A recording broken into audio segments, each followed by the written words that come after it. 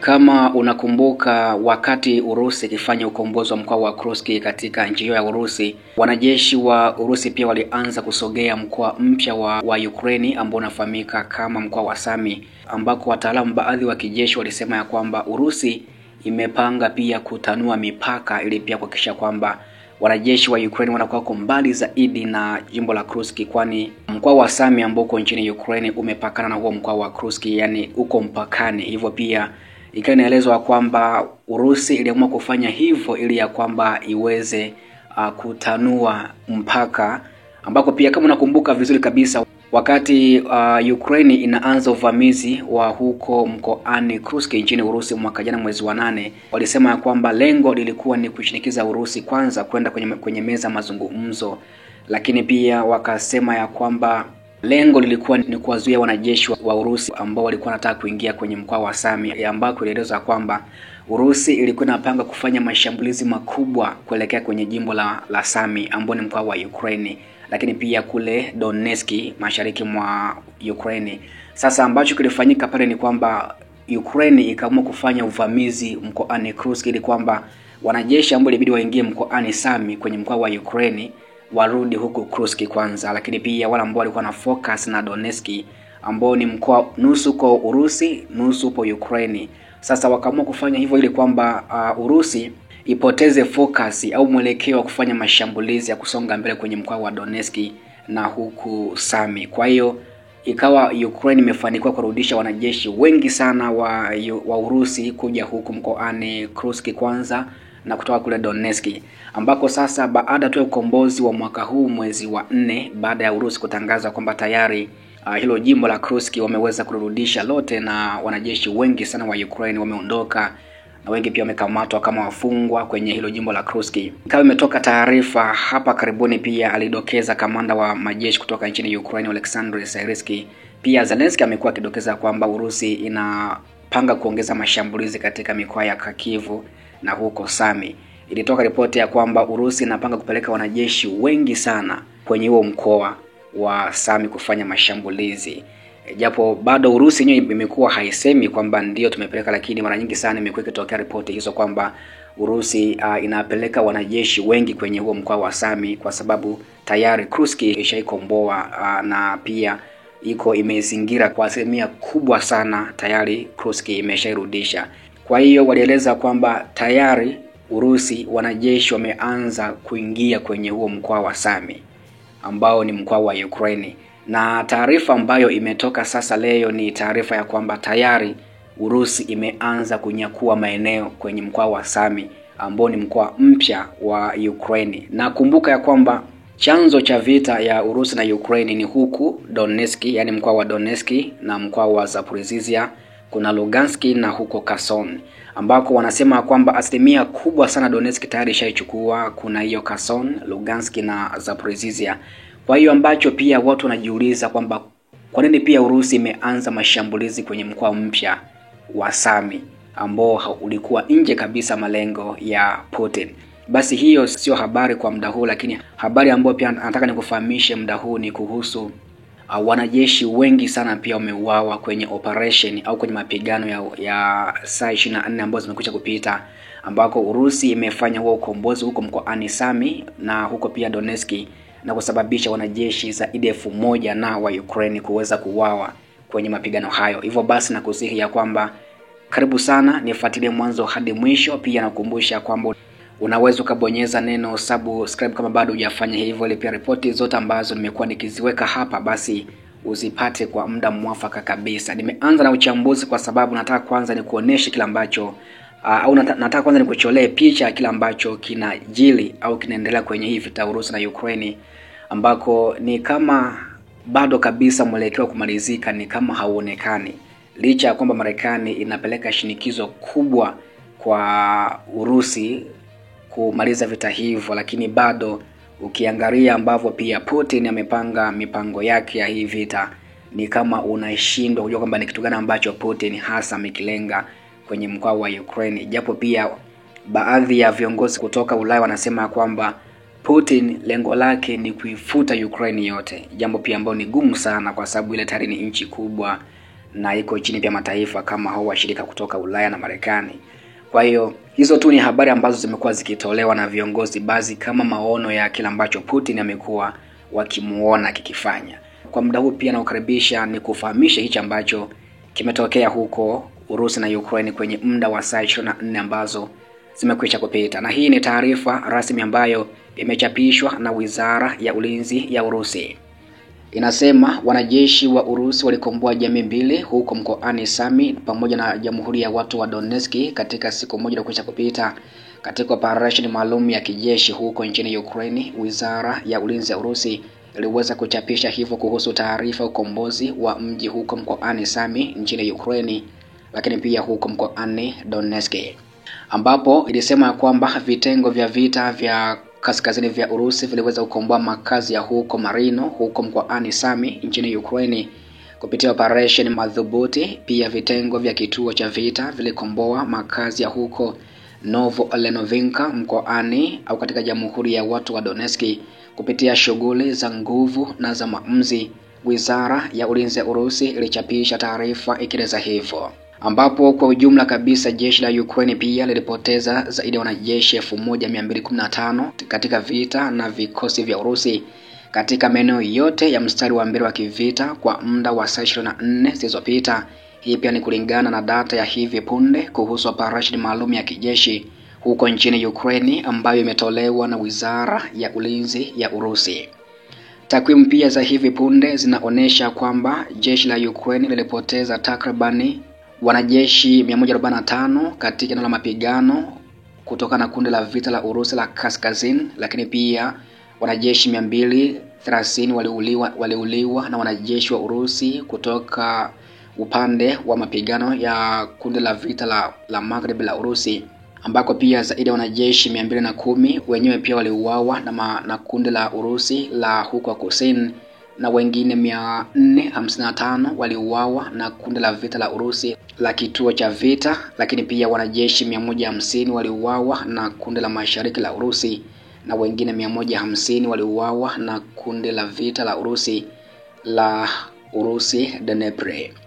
Na huu ni ufafanuzi zaidi kutokana na operation hizo kwa muda wa saa 24 ambazo zimekwisha kupita, ambako pia Urusi ilifanya ukombozi na kupelekea maafa makubwa kwa jeshi la Ukraine, ambapo kundi la kaskazini la Urusi lilisababisha vifo vya takriban wanajeshi 140 kwa wanajeshi wa Ukraine na kuweza kuharibu tanki la adui yani Ukraine na magari mawili ya kivita katika maeneo yake ya wajibikaji katika siku moja iliyokwisha kupita.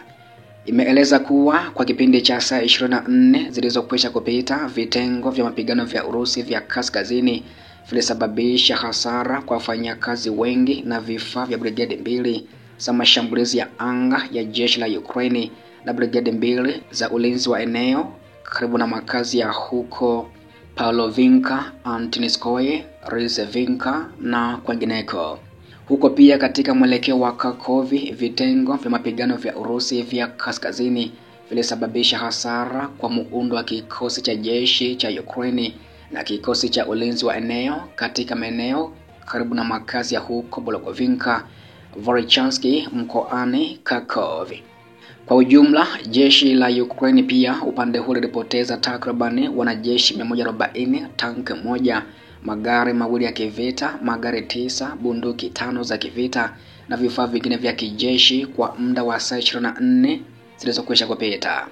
Nalo kundi la mapigano la Urusi la Magharibi lilisababisha wanajeshi wa Ukraine takribani 230 kuuawa na kuharibu magari mawili ya kivita ya adui katika siku moja iliyokwisha kupita, ambapo vikosi vya vita vya Magharibi vya Urusi viliboresha msimamo wake wa busara na kusababisha hasara kwa uundaji wa brigade 2 zilizo na mitambo na brigade ya ndege ya jeshi la Ukraine, kikosi cha walinzi wa kitaifa na kikosi cha mpaka cha huduma ya walinzi wa mipaka ya Ukraine katika maeneo karibu na makazi ya huko Kupiansk katika Jamhuri ya Watu wa Donetsk na Novo-Yegovinka huko Jamhuri ya Watu wa Donetsk. Kwa ujumla kutoka upande huo pia wanajeshi wa Ukraine takriban 230 waliuawa, magari mawili ya kivita yalipotezwa au yaliharibiwa, ikiwa ni pamoja na shehena wanajeshi ya kivita ya M113 iliyotengenezwa huko nchini Marekani, magari 5, bunduki ya kivita nchi za Magharibi na kituo cha vita vya electronic cha Kraken katika muda wa saa 24 zilizokwisha kupita. Pia kundi la vita la Urusi Kusini lilisababisha vifo zaidi ya wanajeshi 210 wa Ukraine na kuharibu magari 6 ya kivita ya Ukraine katika eneo lake la wajibikaji katika siku moja iliyokwisha kupita. Vitengo vya vita vya Kusini vilipata safu na nafasi bora na kusababisha hasara kwa wafanyakazi na vifaa vya brigedi 2 zilizo na mitambo, brigedi ya ndege na brigedi ya shambulio la jeshi la Ukraine katika maeneo ya huko Serebianka, Sivansky, Chasovyer, Krydikovinka na Minkovi katika Jamhuri ya Watu wa Donetsk. Kwa ujumla, Ukraine ilipoteza wanajeshi 210, magari 6 ya kivita ikiwa ni pamoja na magari 2 ya kivita ya M113 na magari 2 ya kivita ya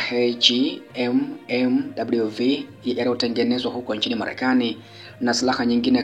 kadha wa kadha kutoka eneo hilo. Wizara pia iliongeza kwamba vikosi vyake viliweza kuharibu ghala la risasi na la jeshi la Ukraine katika ukanda huo. Pia kituo cha mapigano cha Urusi kilisababisha wanajeshi wa Ukraine takribani 455 kuuawa na kuharibu magari 4 ya kivita yaliyotengenezwa na Marekani katika eneo lake la wajibikaji katika siku moja iliyokwisha kupita.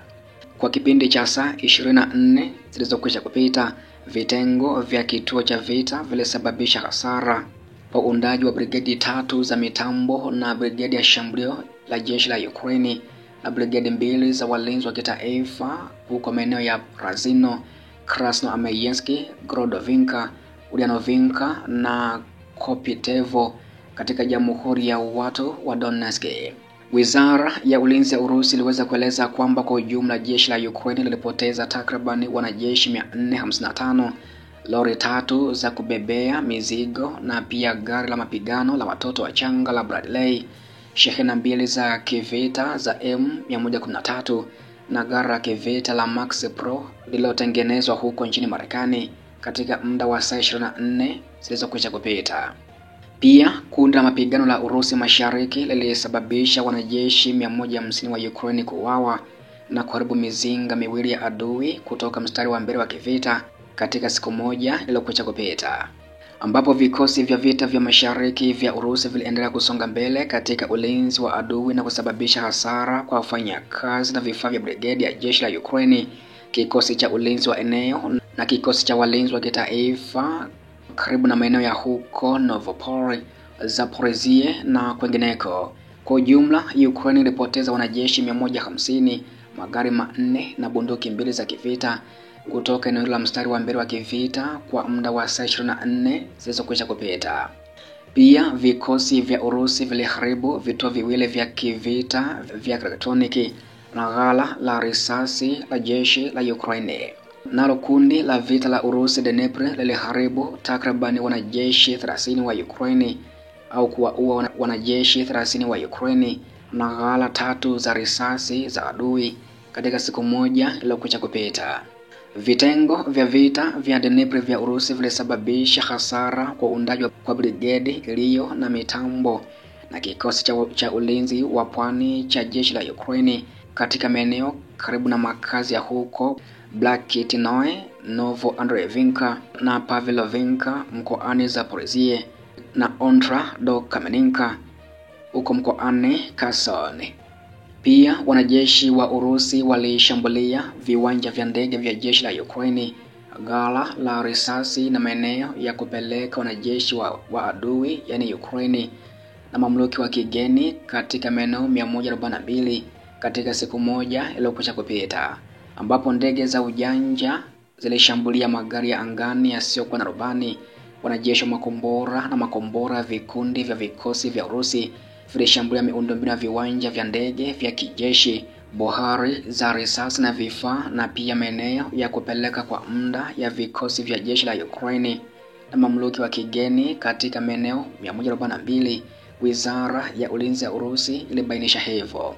Pia vikosi vya ulinzi vya anga vya Urusi vilidungua ndege 127 kutoka nchini Ukraine zisizo na rubani, yani UAVs, na maboma 5 aina ya JDAM yaliyotengenezwa huko nchini Marekani katika siku moja iliyokwisha kupita. Wizara ya ulinzi ya Urusi ilisema ya kwamba uwezo wa ulinzi wa anga uliangusha maboma 5 ya angani ya JDAM yaliyotengenezwa huko nchini Marekani na magari 127 ya mrengo maalum yasiyokuwa na rubani. Ndivyo pia ambavyo wizara ya ulinzi ya Urusi imeweza kutueleza hivyo au imeeleza hivyo kuhusu operesheni zake za kijeshi kwa muda wa saa 24 ambazo zimekwisha kupita au siku moja iliyokwisha kupita kutoka mstari wa mbele wa kivita dhidi ya vikosi vya Ukraine. Hivyo basi taarifa ambazo pia zitakuwa zinajili kila siku kutoka mstari wa mbele wa kivita, na kuahidi ya kwamba endelea kunitembelea kila siku na kila wakati ili pia kufahamu mengi zaidi ambayo pia yamekuwa yakijili kutoka huko Urusi na Ukraine, lakini pia kimataifa kwa ujumla.